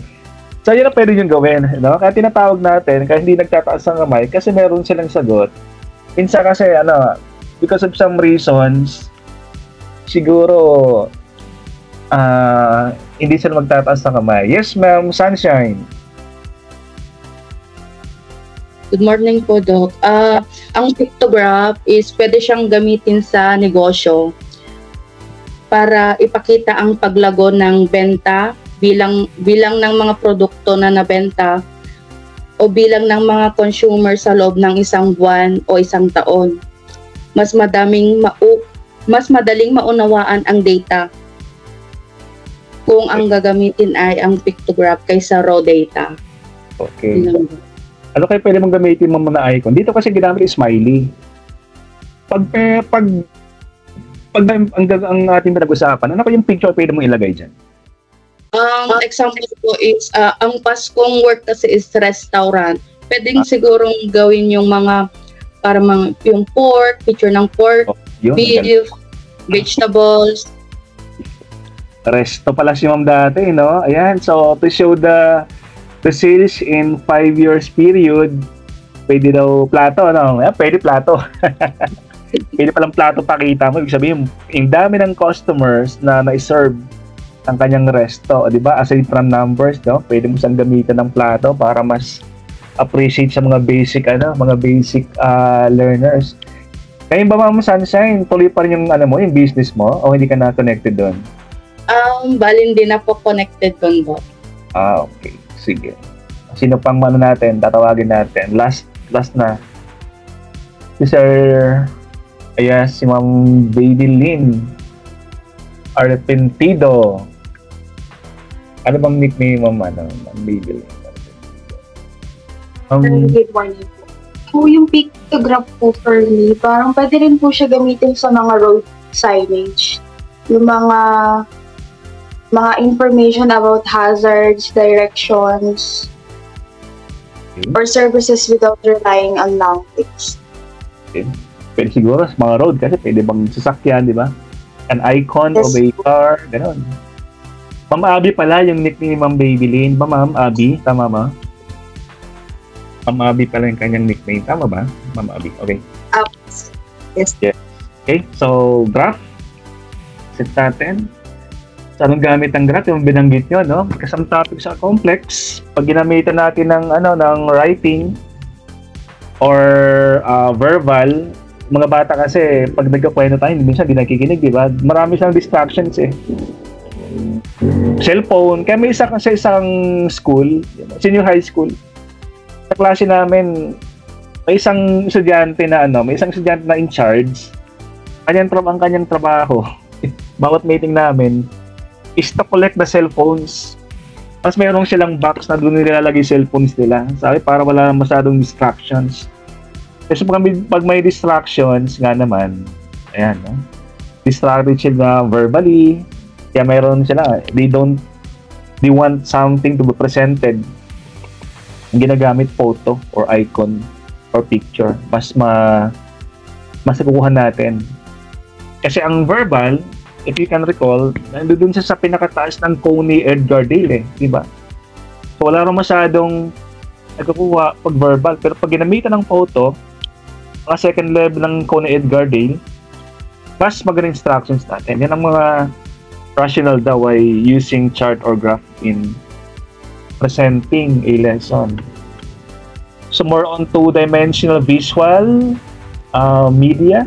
So gumamit tayo guys ng cartoons, comic strip. Sir, college students, pwede bang gamitan ng cartoons and comic strips? Yes, ginagawa ko yun eh. Sabi notice itong aking presentation. Gumagamit ako ng GIF. Itong si teacher, di ba? Ang GIF ko, hindi siya human figure talaga, but a cartoon character, a comic strip. Kasi for me, parang mas light moment yung depende sa mga levels mo, no? Lumalakas naman yung ulan, no? Light moment, I'm using cartoon characters or strips. Maps are also samples ng mga ang presentation natin is social studies. Ang major ko, social science social studies, no? Yan ang ating specialization sa board exam. So, ang mga subjects ko talaga na pwedeng na I prefer mga social studies, history, politics, research. Yan ang mga specialization like mga current events. Sa board exam kasi may current events din na lumalabas doon. So, I'm more on social science subjects. Pero dito sa inyo, pag ikaw ay accountancy or business, social science ang major mo Pag IT ka, iba naman yung major mo. Flashcards, ayan, sabi ko kanina, hindi lang pang math ang flashcards Pwede gamitin sa English yan, sa philosophy ni Sir Sir Nagar, pwedeng gamitin yung ating mga flashcard. You can present example kay Sir, si Sir is si Sir Sir Sian kasi he's handling senior high school din, di ba Sir Sian? And he's with senior high school students. Yung flashcard, I know, minsan ginagamit niya rin to, di ba? In presenting something. Example, mag-present ka ng name ng isang philosopher, di ba? Example, Sigmund Freud. Tapos you mention yung kanyang mga theory, di ba? Sa mga students mo. Mag-present ng picture ni Edgar Dale, flashcard, and the students will mention yung kanyang mga theory. Philosopher or mathematician or sa politics, di ba? Or mga history din, pwede sa science. Para hindi palaging objective. Kasi pag objective, yung pangalan nilang sagot nila. Pero pag sila mong subjective, example, you present a photo of Demetri Mendeleev sa science. Then, you mention ano yung kanyang history. Sa math, pwede rin ganon. Politics, management. Sa PE, pwede rin. Di ba? Sports. And infographics. Ito yung trend ngayon na ginagamit natin sana pag-present. Pag ikaw nagpa-PowerPoint, you should be using infographics Mas raw yan. Kasi pag tulad natin, alala ko dati, I presented something, sabi ng isang panelist So instead of boxes, sabi niya, mas magandang i-present using infographics. Kasi infographics may kulay, di ba? May mga attractive siya Natulad ng ginagamit ko dito. Example, this one. Mga infographics to na hindi ko naman sa ginawa, but I bought a bundle of infographics na pwedeng gamitin sa mga klase natin. Kasi pag nasa academic ka talaga guys, sometimes you will invest no? Mag-invest ka sa bundle of infographics, mag-invest ka sa bundle ng PowerPoint, mag-invest ka sa bundle ng mga interactive games. So bumili ako ng mga ganon. At mga estudyante ko sa senior high school, bumili ako ng mga bundles na ganon. Games, may games akong mga ganon, mga example, mga Family Feud. Bumili ako ng ganon. Peranisin ko, mas interactive sila sa mga lessons. Mas attached sila sa lessons pag may mga ganun pa. Instead of just narratives. Yan. And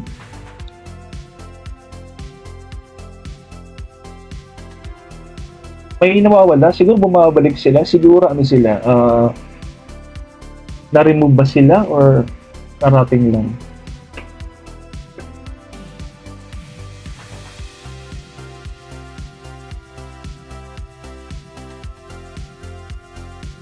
Sir Florian, andiyan na ba? Sir Florian, andiyan ka na, sir?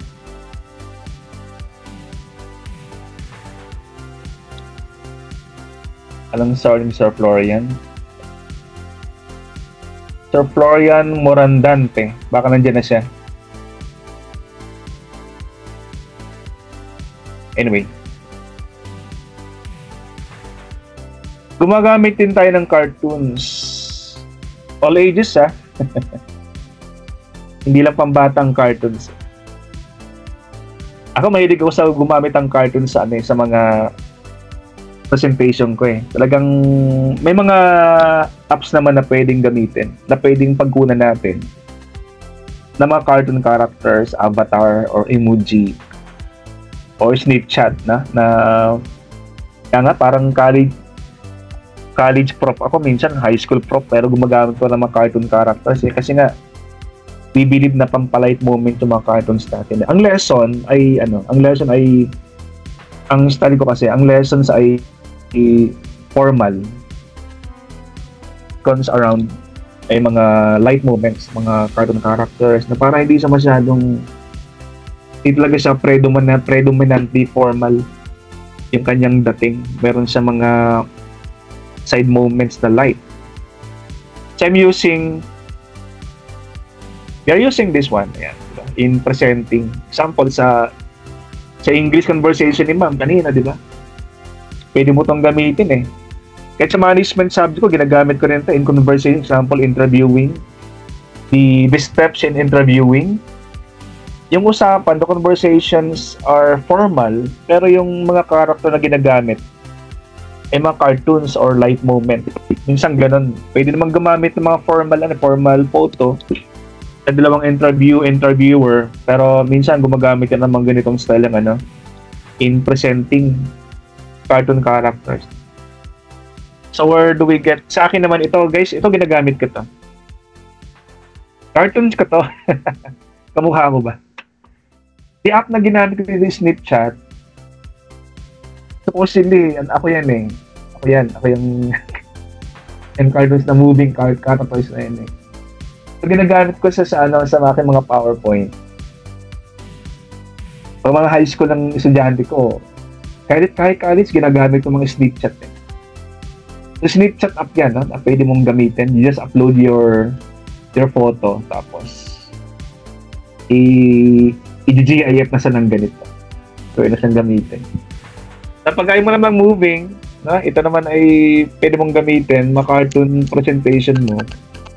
Mga Bitmoji naman, yan, hindi sa moving. So, I know you're using this one. Mukha mo rin yan. Mukha ko rin yan eh. Pwede mo i-attach sa mga PowerPoint mo. For light moment. Kasi maraming app na pwedeng gamitin sa sa social media, di ba? You can just subscribe. Meron pang if you want to create GIF, ginagamit ka naman din yung Creator Studio sa Google no? If you want to move your moving na ito, mga moving GIF, Creator Studio ginagamit natin dyan na pwedeng i-attach sa ating mga PowerPoint presentation para hindi siya galing sa social media mga GIF mo, diba? Sariling gawa yung mga GIF sa mga elementary mga teachers mga high school teachers, talagang sanay sila dito or paborito lang gawin itong mga. Pero sa college ginagawa ko na yan eh. Kahit nga sa grad school ginagamit ko yan eh. Hindi man mananting cartoons ang ginagamit. Okay, yun ang mga cartoons. Resource map. Saan pwedeng gamitin? Different types of map na pwede nating gamitin. Mostly sa social studies. Mga resources or products na pinanggalingan ng mga products natin. Pero ang political map tayong ginagamit, presenting something. Ano kaya po laman ng political map? If you want to present something that not only narrative, political, di ba? If you want studies ito ay social studies na mga sa different region ng country. Pero example lang ito ng political map na pwede nyo gamitin sa social studies. Ano pa kaya pwede mong paggamitan ng political map? Ibig sabihin, how are you going to divide a region or country when it comes to political map. Dito kasi, you can divide the Philippines, no? You can divide the Philippines through regions, eh. Pero paano pahatiin ang Philippines? Using political map. By regions lang ba? Hindi lang naman, di ba? How are you going to divide the country? By using political map. Try natin, ha? Baka meron sa page 2 na nagtataas ng kamay. Hindi ko makita mo na sa page 2 kasi. Baka may nagtataas ng kamay. Wala sa page 2. Wala rin sa page 3. Okay. Pwede tayo magtawag. Sabi ko sometimes guys, mga students nyo, they are just waiting to be called no? Minsan, hindi sila tatanong sa akin, pero pag tinawag mo sila, meron silang mga sagot Sir? Yes. Sir, yung sa political map po, pwede po siya gamitin po for ano po? Like example po, aling doon sa lugar po may political dynasty din po. Political din. Apo. Para ma-identify lang rin po, para aware din po yung ano po, yung mga students po, or maybe yung mga nagtitake po ng ballsy po na aling doon sa lugar po ang may political dynasty po, aling pamilya po, sang anong position po, parang gano'n din po. Kung may family tree, sa political map po, pwede natin siya i-emerge din po para aware din po. May political sort of awareness din po. Yun lang po. Saka tila, pag ito ay dinabay natin sa political dynasty, anong kulay siya ang gusto mong ilagay? So, sa mga area yung ay political dynasty. Ano po, based po yun sa kulay po ng mga politiko dito. Yung pinaka nila po, yung parang color of nila, yung symbol ng ng mga politiko. Like example, may isang politician po, ang color niya po is yellow po. Taga-sang lugar po siya. Yellow. Apo. Oo. May orange naman Dito sa may orange na politician. Okay, pag ang learners natin ay mga basic social studies we can use red, pero wag masyadong red kasi baka magkaroon sila ng trauma or call this one sa kulay red. Na pag sila ng kulay red, parang risk, no? Pag sila ng kulay red, kailangan natin kulay green, pero political pa rin, pero kulay green lang. Para masyadong dating ay pag sinabing political, delikado dyan, no? So we can use some colors, no? Instead, not always kulay red. Sir Florian, dito ka na? Ma'am Nicole Obel. Ayun, sir. May pwede pong siguro sa dalawang pwedeng paggamitan ng political map sa Filipino po language class. Yes. Per region, opo, yung ethno-linguistic groups as well as the languages spoken for each region. So for example, merong Visaya spoken language sa Visayas region in Mindanao, pero it varies per language and also sa dialect spoken. So merong sa Tagalog region, merong Bulacan Tagalog, Quezon Tagalog, so on and so forth. So you can distinguish yung mas maliliit pang portion, pero that's mas deeper analysis ng language. And also sa AP din, yes, AP,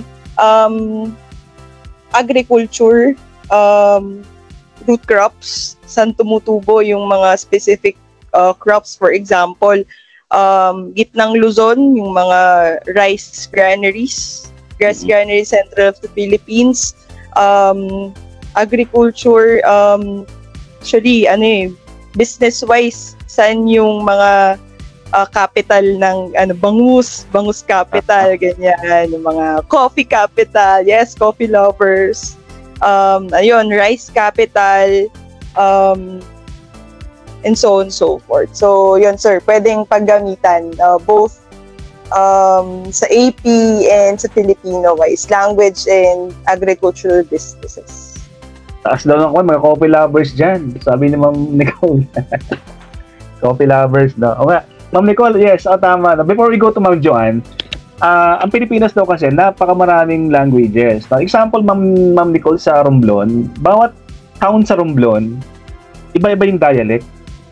Kung po meron dong mga 24 towns sa Romblon, 24 dialects din. Ganun pala karami yung mga pag-divide mo more detailed. Pero, Ma'am, do you have an idea? Ilan kaya ang lahat ng dialect sa buong Pilipinas? Would you know? Nako, sir. Tipo ba? Yan ang isang challenge ng wika sa Pilipinas. May ibang undocumented. That's why namamatay. Actually, yung mismong wika and also the dialect as well. Kasi kung wala namang kunyari, kaya tayo nag-aaral talaga ng wika para, alam mo yun, ma-document, mabuhay yung wika. Mabuhay. Kung kunyari sa mga remote areas, sir, yun, hindi natin siya, kunyari may hindi naabot ng academic. Oo. Hindi talaga exact or absolute yung bilang ang dialects. Ay, hirap sagutin. Sa amin, bawat town, imagine mo to Romblon. Bawat town, iba-iba yung salita. So pag mayroon 30 na towns, ganun karaming dialect doon.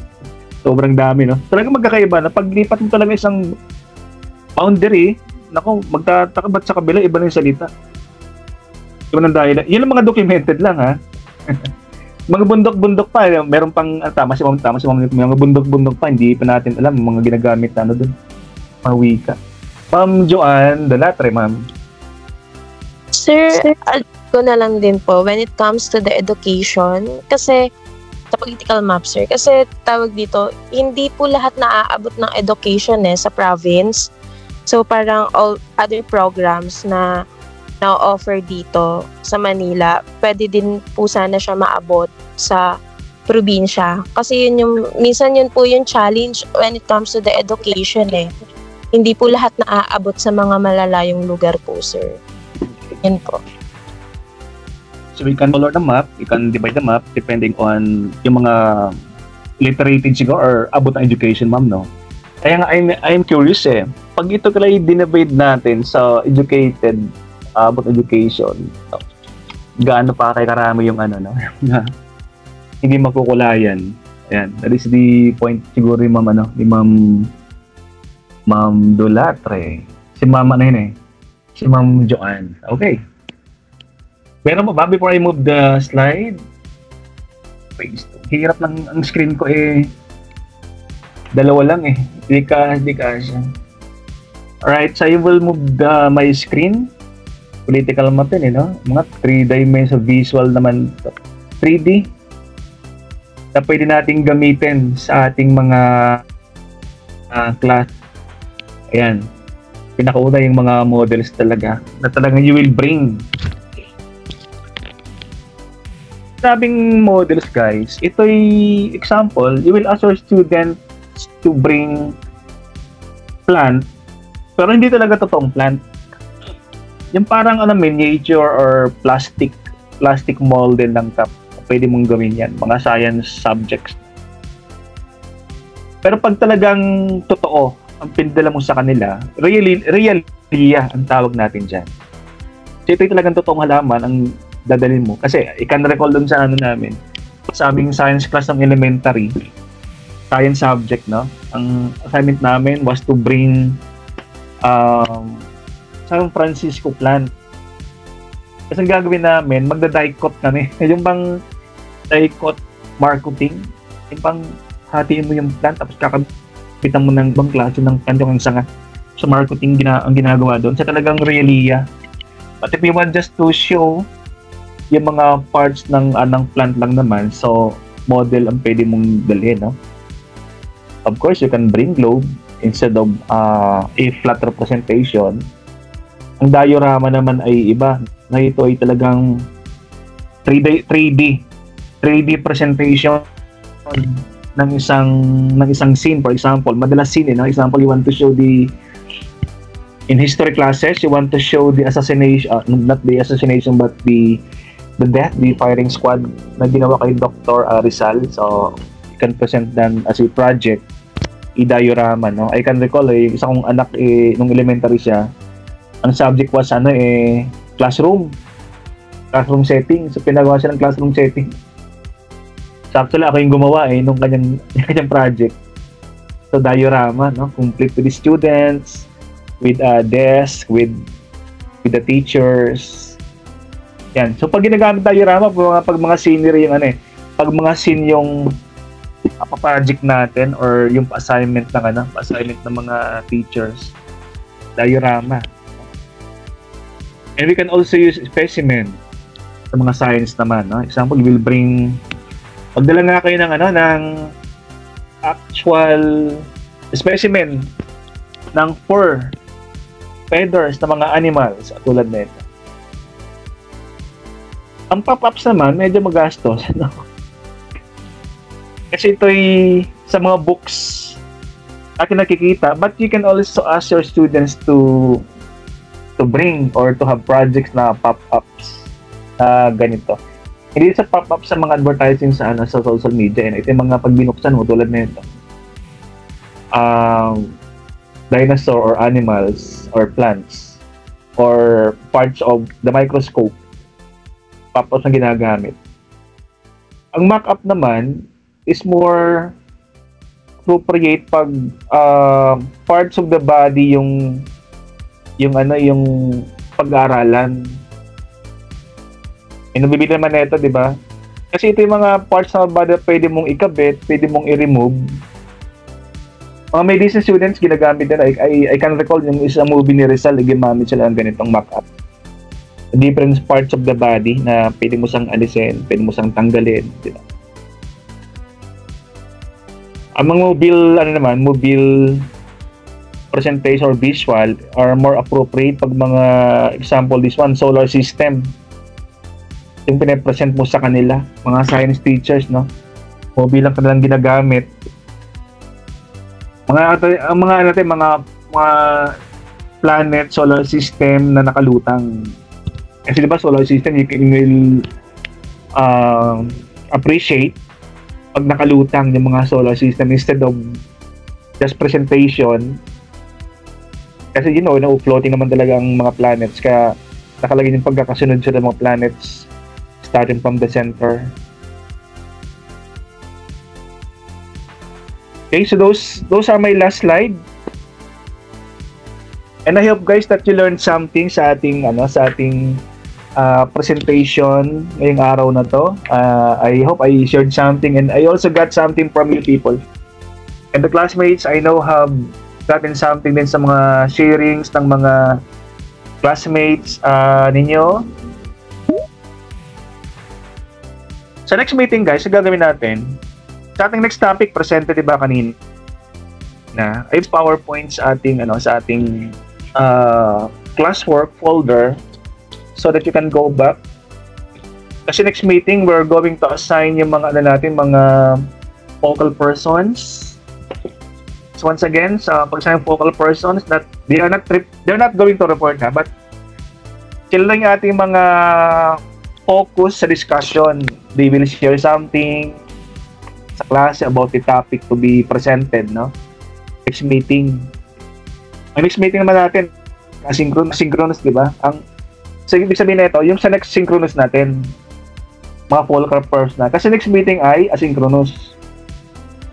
So, sa synchronous meeting natin, next, we're going to assign focal person sa ating discussion. No need to prepare PowerPoint. Basta read something about the topic, then you will share about the topic sa ating week number 6 ang ating next synchronous lesson. Okay, so okay na, you may now exit ating classroom. Okay. Hey everyone. See you next time.